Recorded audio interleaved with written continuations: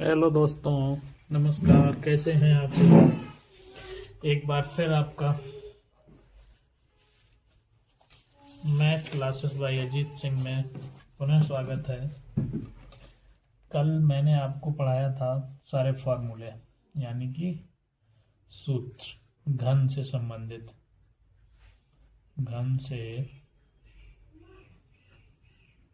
संबंधित। इन्हीं सूत्रों को पुनः रिवीजन करते हुए हम क्वेश्चन को पढ़ेंगे आज। क्या था घन का आयतन? घन का आयतन था भुजाघात 3 मात्रक क्यूब, बोले तो a⁻³ मात्रक क्यूब। दूसरा हमारे पास था घन का संपूर्ण पृष्ठीय क्षेत्रफल 6 × भुजा स्क्वायर मात्रक स्क्वायर, यानी कि 6a² मात्रक स्क्वायर। और तीसरा हमारे पास था घन का चारदीवारी का क्षेत्रफल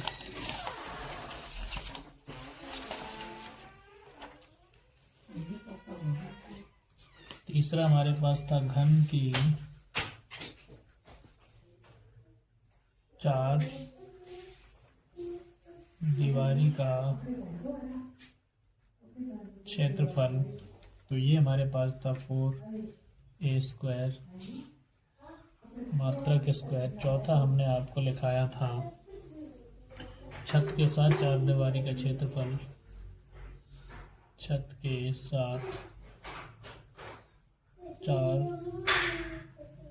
दीवारी का क्षेत्रफल, ये हमारे पास 5a² मात्रक स्क्वायर था। और अंतिम हमने आपको लिखाया था घन का विकर्ण। घन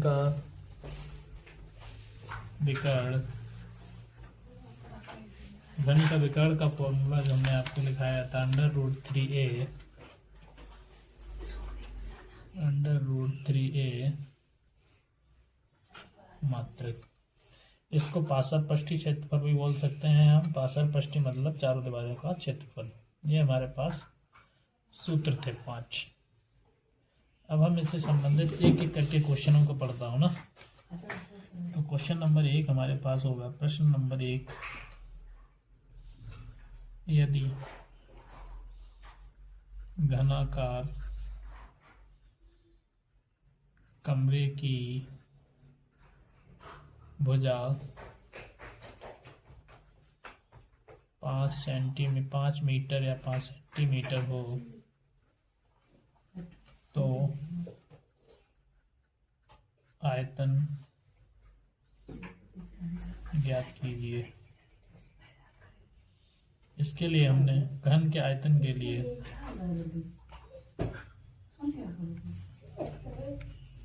घन का आयतन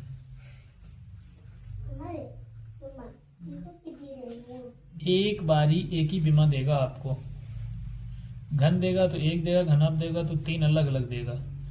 तो लंबाई बराबर चौड़ाई बराबर ऊंचाई, यानी कि तीनों मान लो 5 5 5। ठीक है, सूत्र याद करने की जरूरत नहीं है। घन आए या घनाभ आए, LBH अगर एक बार दिए तो उसी एक को 3 बार मान लो। अगर तीनों अलग दिए तो घनाभ है ही। तो घन का आयतन लंबाई गुणे चौड़ाई गुणे ऊंचाई या भुजाघात 3 ऑब्लिक AQ मात्रक क्यूब। तो 5 × 5 × 5 तो कितना 125। अब हमको क्या दिया है, यहाँ पे मीटर दिया है, तो मीटर की पावर 3। ये हमारे पास आंसर आ जाएगा। ठीक है, दूसरा प्रश्न क्या होगा हमारे पास। यदि घनाकार कमरे की भुजा 6 मीटर मीटर हो तो उसका संपूर्ण पृष्ठीय क्षेत्र। अब देखो संपूर्ण पृष्ठीय क्षेत्रफल हमने आपको क्या बताया, हमने कहा लंबाई बराबर चौड़ाई बराबर ऊंचाई, यानी कि 5 बराबर 5 बराबर 5। संपूर्ण पृष्ठीय क्षेत्रफल क्या होता है 2, एक बार इससे गुणा कर दो इसका तो लंबाई चौड़ाई, एक बार इसका कर दो गुणा इससे चौड़ाई ऊंचाई, फिर एक बार गुणा कर दो इसका इससे HL। ठीक, अब यही सूत्र जो होता है वो 6a² होता है, क्योंकि लंबाई चौड़ाई सेम होती है तो a² ये हो जाएगा, a² ये हो जाएगा, a² ये हो जाएगा, तो फिर ये हो जाएगा 3 दूनी 6a² हो जाएगा। लेकिन हमको याद नहीं करना, रटना नहीं है। तो 2 5 × 5 + 5 × 5 + 5 × 5 तो 25 25 25 2 × 25 + 25 + 25 कितना आ जाएगा 2 × 75 बराबर 75 दूनी 150, और हमारे पास मात्रक में दिया हुआ है क्या मीटर, तो मीटर स्क्वायर।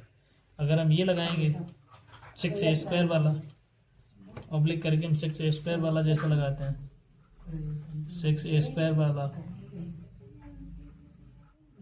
ये घन में भी काम करेगा, घना में भी काम करेगा, ये तुमको अलग अलग रटना पड़ेगा। तो ये हो जाएगा 6 × 5 का वर्ग, 55 25 6 × 25 25 छक्का 150 और मीटर स्क्वायर। बात वही है, लेकिन मैं आपको सूत्र हटाना नहीं चाह रहा हूँ, मैं आपको सिखाना चाह रहा हूँ। अगला हम क्वेश्चन लिखते हैं। यदि घनाकार कमरे की एक भुजा मान लेते हैं,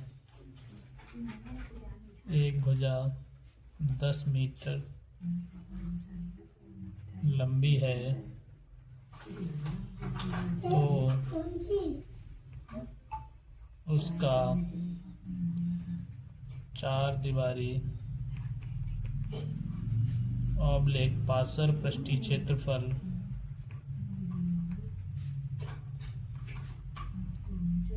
क्या होगा।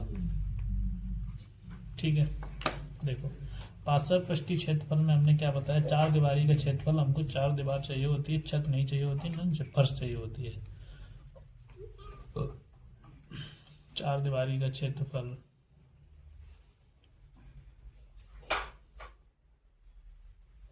फोर × भुजा स्क्वायर, तो 4 × भुजा कितना 10 का वर्ग, तो 4 × 100 तो 400 मीटर स्क्वायर, ये हमारी होगी पासर पृष्ठीय क्षेत्रफल। एक और साधारण सा क्वेश्चन 4 नंबर देखते हैं हम। यदि एक घनाकार कमरे की लंबाई बराबर चौड़ाई बराबर ऊंचाई बराबर 8 मीटर हो, तो कमरे के अंदर अधिकतम माप ऑब्लिक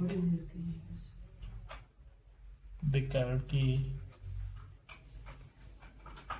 लंबाई क्या होगी। ठीक है, अब इसमें सीधा सीधा पूछ रहा है आपसे विकर्ण, तो विकर्ण की लंबाई क्या होगी। हमने कल आपको बताया था विकर्ण की माप बराबर विकर्ण की माप बराबर √3 इंटू भुजा, और वो भी मात्रक में, क्योंकि इसमें गुणा नहीं हो रहा है। ठीक है, √3 इंटू भुजा, तो भुजा कितनी 8 सेंटीमीटर, तो 8√3 मात्रक। इसको हम कह सकते हैं कमरे के अंदर अधिक से अधिक लंबाई वाली कितनी लंबी छड़ हम रख सकते हैं, तो उसके लिए आपको यही लगाना पड़ेगा। ठीक है, अब देखो कुछ, अब भुजा भी निकलवा सकता है। अभी तो आपसे भुजा दे के क्वेश्चन पूछ रहा था वो, अब आपसे क्वेश्चन दे के भुजा भी निकलवाएगा, यानी आयतन देगा और भुजा निकलवाएगा, यानी कि संपूर्ण पृष्ठीय क्षेत्रफल देगा, भुजा निकलवाएगा। इस प्रकार से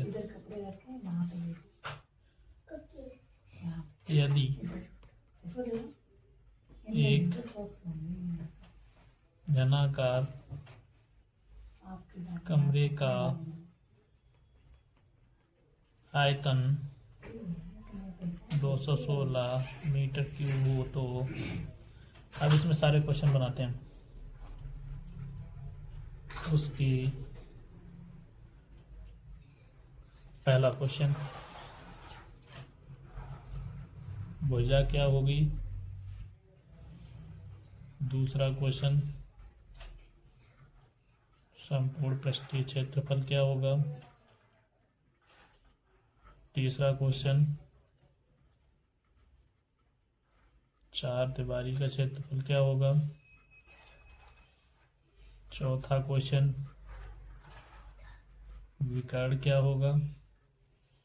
देखो, जब भी तुम्हें मात्रक पे पावर 3 दे दी जाए, 2 दे दी जाए, अगर 2 दिया है तो क्षेत्रफल दिया है, 3 दिया है तो आयतन दिया है। जब तुमको ये दिया है, घन की बात कर रहा है, तो 216 का घनमूल निकाल लो। भुजा बराबर क्या होता है हमारे पास, आयतन बराबर होता है, आयतन बराबर भुजा की पावर 3, तो आयतन 216 हो गया, बराबर a की पावर 3। तब इधर से हटेगा, इधर घनमूल लगेगा, घनमूल 216। तो ये कितने का घन होता है, 6 का होता है। तो हमारे पास भुजा कितनी आ गई, 6। अब भुजा आ गई तो हम संपूर्ण पृष्ठीय क्षेत्रफल निकाल सकते हैं, 6 गुणे भुजा स्क्वायर, तो 6 गुणे 6 का वर्ग, तो 6 का वर्ग कितना, 6 36, 36 का 216। ठीक है, चार दीवारी का क्षेत्रफल निकाल सकते हैं, 4 इंटू ए स्क्वायर, 4 इंटू ए का मान कितना, 6, 6 का वर्ग, 6 36, 4 गुणे 36, मात्रक स्क्वायर। विकर्ण का माप कितना होता है, √3 है, तो √3, ए का मान 6, तो 6 √3 मात्रक। ठीक है, मैं आपको बताना चाहूँगा कि कभी यूपी पुलिस, एसएससी में ज़्यादा पूछता है ना, एसएससी जीडी में इन सवालों को बहुत पूछता है, घन, घनाभ, शंख, बेलन, गोला, ये सवालों को बहुत पूछता है, और पूछना नॉर्मल ही है, ज़्यादा टफ पढ़ने की कोशिश नहीं, नॉर्मल पढ़ो, सूत्रों को याद रखो, तो आपका इजीली हो जाएगा। एक अंतिम क्वेश्चन हम पढ़ते हैं, क्वेश्चन नंबर 6। यदि घन का विकर्ण 8√3 हो, तो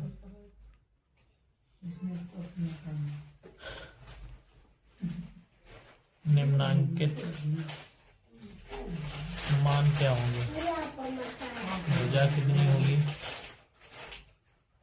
आयतन कितना होगा, और इसका संपूर्ण पृष्ठ कितना होगा। ठीक है, देखो, घन का विकर्ण दिया, घन का विकर्ण क्या होता है, घन का विकर्ण होता है √3 a बराबर विकर्ण। ठीक है, तो √3a बराबर 8√3, इससे ये कट गया, तो भुजा कितनी बची हमारे पास, भुजा बची 8 मात्रक। ठीक है, आयतन हम निकालेंगे, तो भुजा की पावर 3, भुजा की पावर 3, ये मीटर में भी है, मीटर लगा लो। ठीक है, तो वजह 8 है तो 8 की पावर 3 मीटर क्यूब। 8 का घन कितना होता है? देखो ये 512। 8 का घन होता है 512 मीटर क्यूब। संपूर्ण पृष्ठीय क्षेत्रफल क्या होता है? 6 इंटू भुजा स्क्वायर, 6 इंटू 8 का वर्ग, तो 6 गुणे 64, 6 चौक 24, 6 तनिक 36, 37 38 मीटर स्क्वायर। ऐसे करके वो आपसे सवाल पुटअप करेगा, क्वेश्चन करेगा, जिनको आपको सूत्रों को ध्यान में रखते हुए क्वेश्चनों का आंसर देना है। लगातार टच में बने रहिए और पढ़ते रहिए। जो बताता हूँ मैं उन सूत्रों का आप रिवीजन करते रहिए, क्वेश्चनों को बार बार देखते रहिए, तो आप अपने सिलेबस को कवर कर सकते हैं। थैंक यू, धन्यवाद।